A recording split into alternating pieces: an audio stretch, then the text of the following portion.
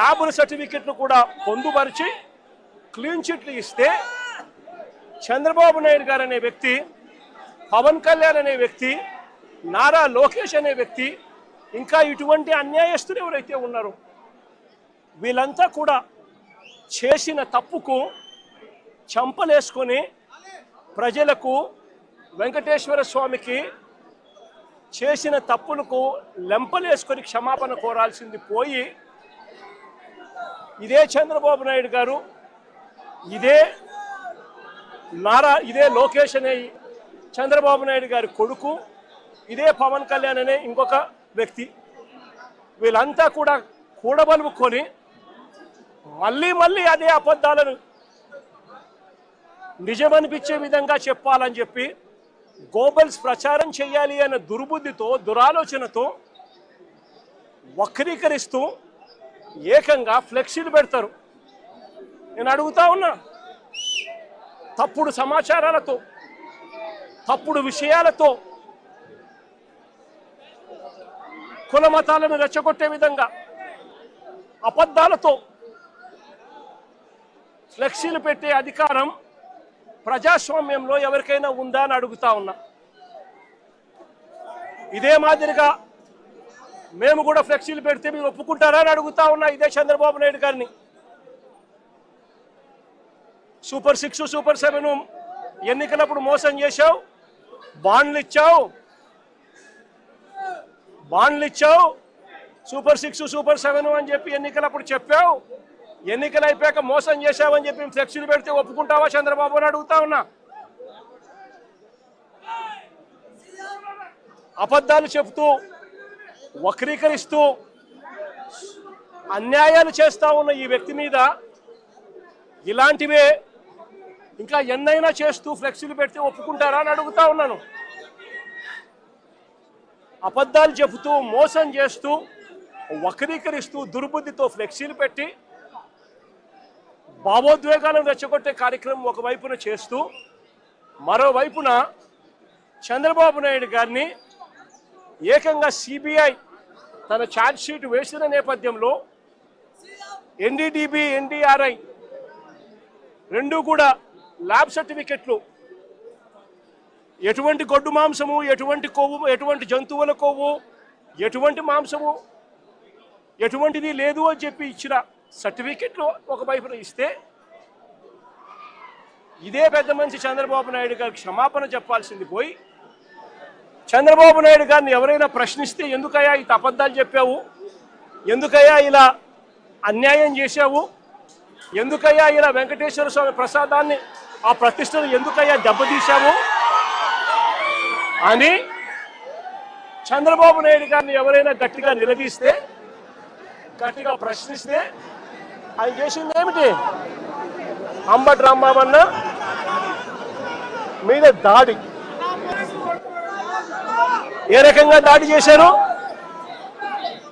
10:30కు ఆయన గుడికి పోయి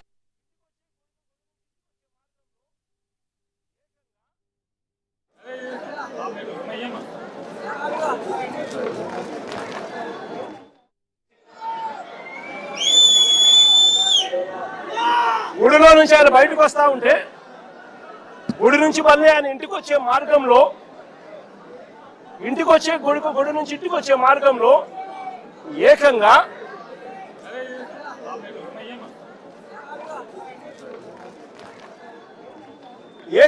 గుడి నుంచి తాను ఇంటికి వచ్చే మార్గంలో ఈ మాదిరిగా కట్టెలు పట్టుకొని, పోలీసులను పెట్టుకొని, పోలీసుల సమక్షంలో ఈ మాదిరిగా అడ్డగించాలని చెప్పి, రాంబాబుని అడ్డగించాలని చెప్పి ఈ మాదిరిగా నడి రోడ్డు మీద పోలీసుల సమక్షంలో పోలీసులను పక్కన పెట్టుకొని కర్రలులా పట్టుకొని, కర్రలతో తెలుగుదేశం పార్టీ వాళ్ళు కారు అడ్డగిస్తే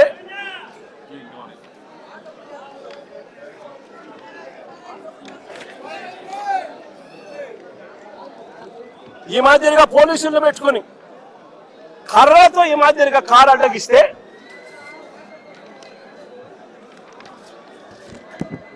కారులో ఉన్న రాంబాబన్నను కారు అడ్డగించి కారును బాదుతూ పోలీసుల సమక్షంలోనే అనకూడని మాటలంటూ బూతులు తిడుతూ తన కారు మీద దాడి చేస్తే రాంబాబు అన్న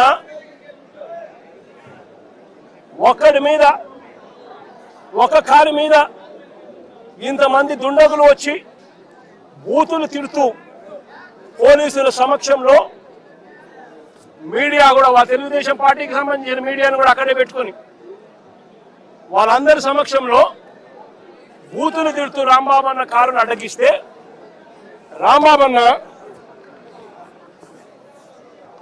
వాళ్ళ బూతులు తిట్టినందుకు రెస్పాన్స్గా రియాక్ట్ అయ్యాడు ఆయన. ఆ రియాక్ట్ అయ్యే దాంట్లో ఆయన నోట్లో నుంచి ఒక్కడే ఉండడం వల్ల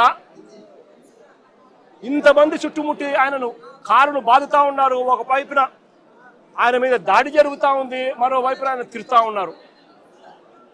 అలాంటి సందర్భంలో ఆయన కూడా నోట్లో నుంచి 2-3 తిట్లేమన్నా తిట్టాడు. ఒక రియాక్షన్గా జరిగింది. నేను అడుగుతా ఉన్నా ఇదే చంద్రబాబు నాయుడు గారిని, ఇదే పవన్ కళ్యాణ్ గారిని, ఇదే నారా లోకేష్ గారిని అడుగుతా ఉన్నా, మీరు తిట్టే తిట్టులకు ఎటువంటి రియాక్షన్ అవసరం లేదు. మీ మీద ఎటువంటి అటాక్ లేకుండానే మీరు రొటీన్గానే తిరుగుతూ ఉన్నారు. ఈ మాదిరిగా ఇదేమి కొత్తగా జరిగేదేమీ కాదు. మీరు తిరిగితే ఒక రకంగా ఉంటుంది. అంబటి రాంబాబు అన్న ప్రాణం మీదకి వచ్చినప్పుడు రియాక్షన్గా ఆయన తిరిగితే మాత్రం ఇంకొక రకంగా దాన్ని చిత్రీకరిస్తూ ఉన్నారు.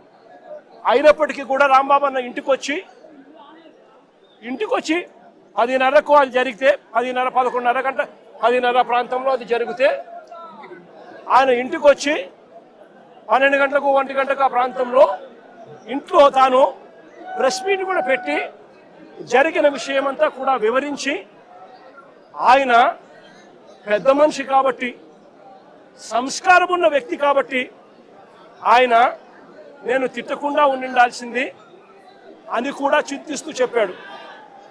అంటే తన మీద దాడి జరుగుతూ ఉన్నా, తనను ఒకవైపున తిరుగుతూ ఉన్నా,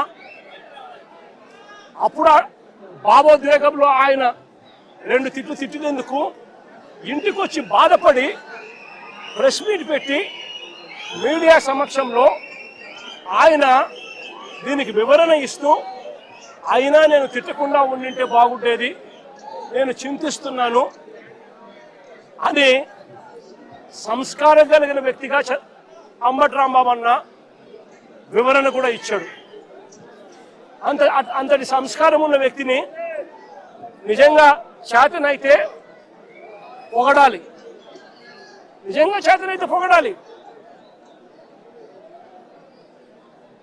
తప్పు చేశాడు. వాళ్ళు చేసిన దానికి, వాళ్ళు తిట్టిన దానికి, వాళ్ళు ఆయన కారు మీద దాడి చేసినప్పుడు జరిగిన భావోద్వేగ పరిణామంలో కూడా ఆయన ఒకవేళ తిట్టింది తప్పి అయితే క్షమాపణ అని చెప్పన్నట్టుగా తాను చింతిస్తూ చెప్పినప్పుడు శాతనైతే తనను చేసిన మంచి పనికి పొగడాలి. కానీ వీళ్ళేం చేశారు, దాన్ని వక్రీకరిస్తూ, దాన్ని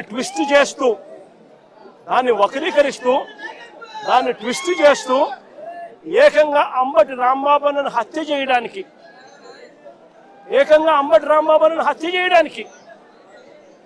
ఏకంగా 5 గంటల నుంచి, సాయంత్రం 5 గంటల నుంచి రాత్రి 1 గంట దాకా,